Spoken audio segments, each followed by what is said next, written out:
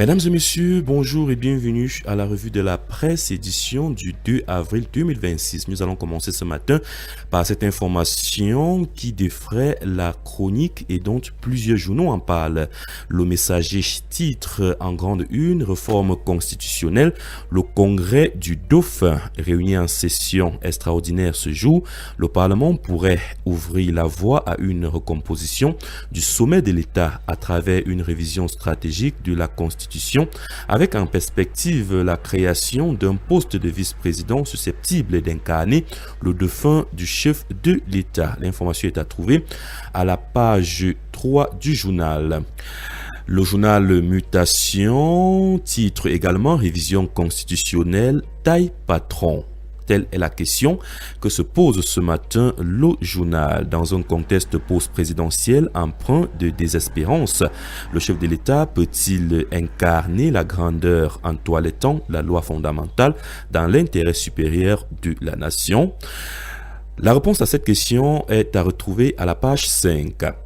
La nouvelle expression dans la même lancée titre: modification de la Constitution, la démocratie en péril au Cameroun.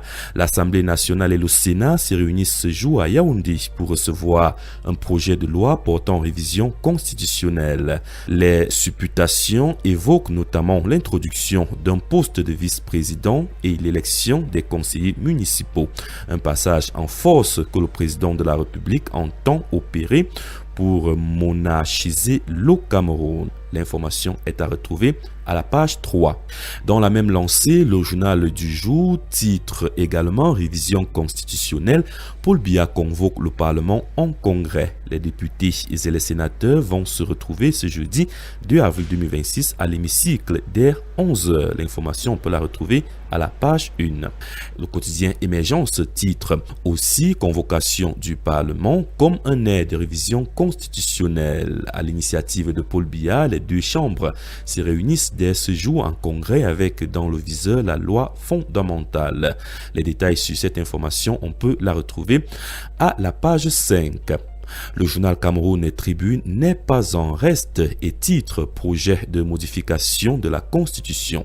Le congrès convoqué à la demande du président de la République Paul Biya, le président de l'Assemblée nationale Théodore Ndatour réunit le Parlement ce jour en vue de procéder à la révision de certaines dispositions de la loi fondamentale. Les détails de cette information sont à retrouver dans les pages 4 et 5 du journal. Le quotidien Info Matin s'intéresse plutôt à un autre sujet ce matin et titre en grande une: Compact national eau. Accélérer l'accès universel à l'eau potable. C'est l'objectif de la table ronde de haut niveau ouverte ce 1er avril à Yaoundé par le ministre de l'Eau et de l'Énergie. À cet effet, Gaston Elundou Essomba a-t-il invité tous les partenaires techniques et financiers à proposer des actions concrètes et opportunes susceptibles d'impacter positivement la consolidation du projet. L'information est à retrouver à la page 3. Parlons santé à présent avec le quotidien Éco-Santé qui se titre en petite une: digitalisation du système de santé, une application mobile pour collecter les données VIH hors ligne.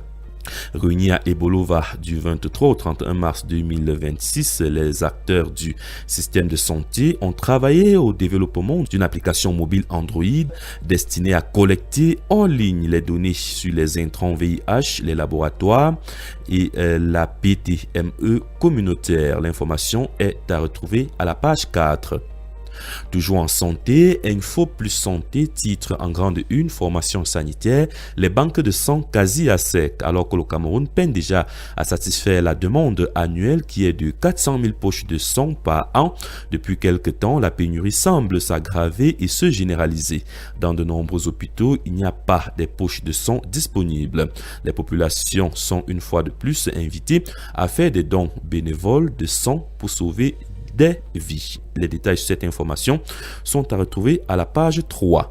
Terminons en santé avec le journal L'Info à chaud ce matin qui titre en grande une prouesse du neurochirurgien camerounais Dr Ignatius Esséné et son équipe à l'hôpital régional de Gawa. Opération réussie d'une tumeur volumineuse. Les détails sur cette information sont à retrouver dans les pages 6 et 7. Le journal L'économie titre ce matin en grande une subvention au carburant. Nouvelle pression du FMI sur le Cameroun. Selon l'institution de Bretton Woods, ces dépenses pèsent sur les équilibres budgétaires avec un impact significatif sur les finances publiques. Les détails sur cette information, on peut les retrouver à la page 3. Le quotidien Econews ce matin s'intéresse à la Sodecoton et titre en grande une l'offensive de la dernière chance face aux jacides menacés par le dérèglement climatique et le péril jaune. La Sodecoton investit 65 milliards de francs CFA pour refondre son modèle productif. L'information, on peut la retrouver à la page 4. Le quotidien Ouest Eco titre ce matin Néo Industrie SA rejoint l'ICI, une reconnaissance qui fait un grand bien à la ville de Kekem. Les détails sur cette information, on peut les retrouver dans ce journal. Le quotidien Le Citoyen titre plutôt cybercriminalité. Le Cameroun renforce sa riposte face à la montée des cyberattaques. Le Cameroun renforce ses mesures pour sécuriser son espace numérique et protéger l'économie digitale. L'information, on peut la retrouver à la page 5. Le quotidien L'étudiant ce matin s'intéresse plutôt à la correspondance du collectif des docteurs PhD qui est lettre morte après la publication le 12 février 2026 des résultats de la troisième et dernière vague de l'opération de recrutement spéciale dans les universités d'État du Bertois et Bolova et Garoua ainsi que des recrutements par remplacement numérique effectués dans certaines institutions. Le collectif a adressé 3 correspondances au président de la République, au secrétaire général de la présidente de la République ainsi qu'au ministère de l'Enseignement supérieur dénonçant de nombreuses irrégularités ayant entaché ces processus. À ce jour, aucune réponse favorable n'a été enregistrée en vue de l'ouverture d'un dialogue. Les détails sur cette information importante sont à retrouver à la page 3 du journal L'étudiant. Le Dragon, quotidien d'information républicaine, titre projet CESTA, la souveraineté en construction. Le Cameroun amorce un tournant stratégique en misant sur le raffinage local pour transformer ses ressources. Au-delà d'un simple choix industriel, il s'agit d'un repositionnement économique majeur. L'objectif est clair, capter la valeur sur le territoire national et réduire la dépendance extérieure.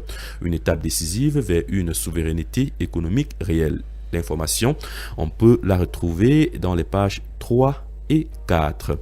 La voix des jeunes emboîte le pas au quotidien d'information Le Dragon et titre également raffinage local, CESTA en marche. Avec le projet CESTA, le Cameroun confirme son ambition de sortir d'un modèle basé sur l'exportation brute. Les détails de cette information sont à retrouver à la page 3. La tribune des communautés, l'intégration, titre en grande une ce matin. Le Maghreb et l'Union européenne coupables de violation des droits des migrants. À Palerme en Italie, le tribunal permanent des peuples a prêté sa voix au silence de la mer et des prisons. Prononcée à l'issue d'audiences publiques tenues du 23 au 25 octobre dernier, la sentence de la juridiction internationale pointe des politiques migratoires marquées par des abus graves et répétés. Derrière les chiffres, elle dénonce des choix politiques accusés d'alimenter drames humains. Les détails de cette information sont à retrouver à la page 9 de ce journal. Terminons ce matin avec le quotidien Le Financier d'Afrique qui titre Investissement structurant, l'accord du gouvernement pour la pose de la première pierre du projet Ndolé City. C'est la principale résolution de la session inaugurale du comité de suivi et évaluation du dit projet qui s'est tenu le 31 mars à Yaoundé sous la direction de son président Paul Ndioro à Mamoun, par ailleurs secrétaire général du ministère du Tourisme et des Loisirs. Les détails sur cette information sont à retrouver à la page 3 du journal. Mesdames et messieurs, c'est la fin de la revue de la presse ce matin, édition du 2 avril 2026. Nous vous disons merci d'avoir été à l'écoute et vous donnons rendez-vous dans les kiosques à journaux pour entrer en possession de votre journal à la somme de 400 francs CFA. Bonne journée à vous, on se donne rendez-vous demain pour une nouvelle édition.